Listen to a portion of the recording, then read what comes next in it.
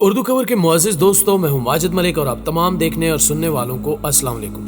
ناظرین گرامی، آج ہم آپ کو مصر میں موجود فرعون کے ایک محل میں پیش آنے والے حیران کن معجزے کے بارے میں بتائیں گے کہ فرعون کے محل سے اچانک اذان کی آواز کیوں آنے لگی اور اس معجزے سے کیا ثابت ہوتا ہے۔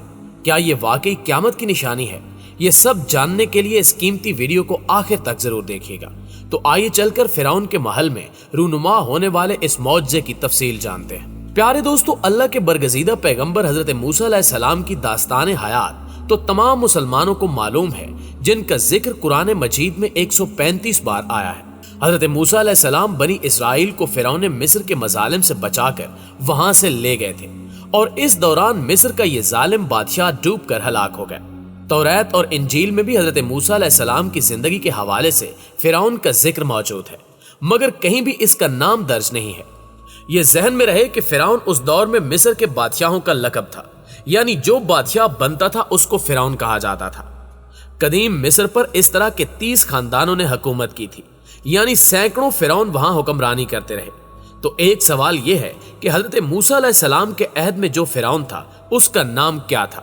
نیشنل جغرافک کی ایک رپورٹ کے مطابق حضرت موسیٰ علیہ السلام کے عہد کے فرعون کی شناخت پر بہت زیادہ بحث ہو چکی ہے، مگر بیشتر اسکالرز کا ماننا ہے کہ بنی اسرائیل کی مصر سے روانگی فرعون رامیس دوم کے عہد میں ہوئی تھی۔ انجیل میں بتایا گیا کہ بنی اسرائیل سے پائتھم اور رمیسز نامی شہر بیگار میں تعمیر کرائے گئے تھے، اور مصری تاریخ سے تصدیق ہوتی ہے کہ 19ویں خاندان کے بادشاہوں نے سرزمین شام میں بڑی فوجی مہم کا آغاز کیا تھا۔ فرعون سیتی اول نے ایک نیا فوجی شہر تعمیر کیا جسے اس کے جانشین رامیس دوم نے رامیسس کا نام دیا، اور اسی نے ایک دوسرا شہر پراتوم کو تعمیر کیا جس کا نام بگڑ کر پائتھم ہو گیا۔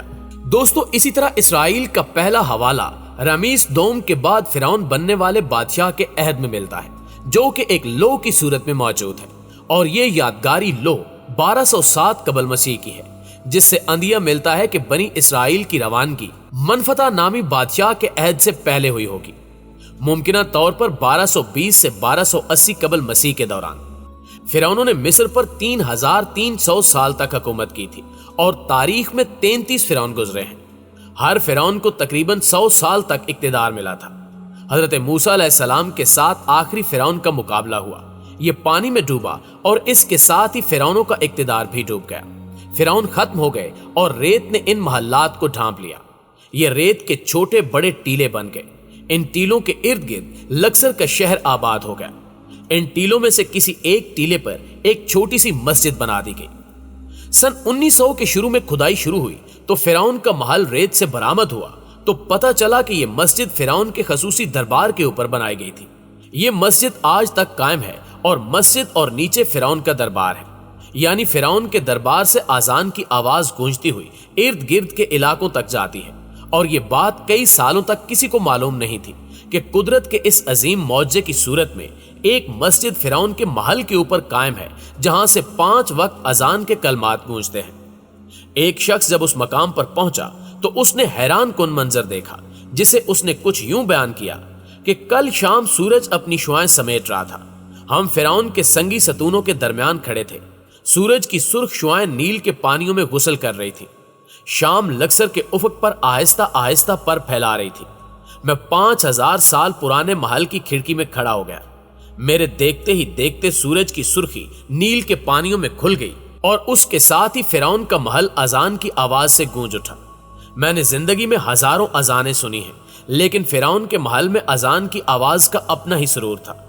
مؤذن کی آواز کا اتار چڑھاؤ محل کی دیواروں سے ٹکرا رہا تھا، اور دیواروں پر لکھی تحریروں کو پیغام دے رہا تھا کہ دنیا کے ہر فرعون کو زوال ہے، لیکن اللہ کا پیغام دائمی ہے۔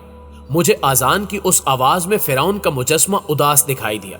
مجھے یوں محسوس ہوا جیسے وہ اپنے گزرے تکبر پر نوحہ کنا ہو۔ ناظرین گرامی، قرآن مجید میں حضرت موسیٰ کے قصے میں 2 فرعونوں کا ذکر آتا ہے۔ ایک وہ جس کے زمانے میں آپ کی پیدائش ہوئی اور جس کے گھر آپ نے پرورش پائی، جبکہ دوسرا وہ جس کے پاس دین و حق کی دعوت اور بنی اسرائیل کی رہائی کا مطالبہ لے کر پہنچے، اور وہ بحیرہ احمر، جسے بحیرہ کلزم بھی کہا جاتا ہے، میں غرق ہوا۔ ایسا خیال کیا جاتا ہے کہ پہلا فرعون رمیس دوم تھا، جبکہ جس فرعون کے غرق ہونے کا ذکر ہے وہ منفتح تھا، اور قرآن مجید میں اس کی لاش کو نشان عبرت بنانے کا بھی کہا گیا ہے۔ بہرحال یہ تاریخی قیاس آرائیاں ہیں اور مصری، اسرائیلی اور عیسوی جنتریوں کے مطابق بالکل صحیح تاریخوں کا حساب لگانا مشکل ہے۔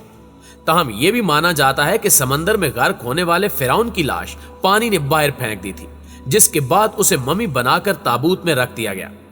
ان دونوں فرعونوں کی ممیاں 19ویں صدی کے آخر میں دریافت کی گئی تھی اور اب قاہرہ میوزیم میں موجود ہیں۔ ماہرین آثار قدیمہ نے مصر میں لگ بھگ 4000 سال پرانی ایک قبر دریافت کی ہے۔ یہ قبر فرعونوں کے شاہی گھرانے کی ایک ایسی رانی کی ہے جو مقبرے کی دریافت سے پہلے تاریخ میں نامعلوم تھی۔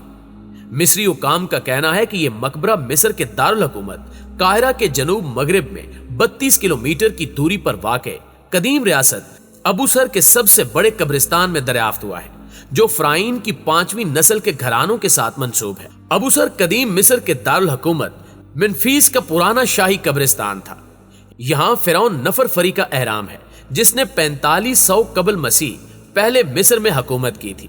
یہ دریافت شدہ قبر فرعون نفر فری کے مقبرے کے احاطے میں ملی ہے، جس کے بارے میں کہا جا رہا ہے کہ یہ فرعون نفر فری کی بیوہ کا مقبرہ ہو سکتا ہے، جسے رینفر بھی کہا جاتا ہے۔ جی تو پیارے ساتھیوں، یہ تھی ہماری آج کی ویڈیو کیسی لگی کمنٹ کر کے ہمارے ساتھ شیئر ضرور کیجیے گا۔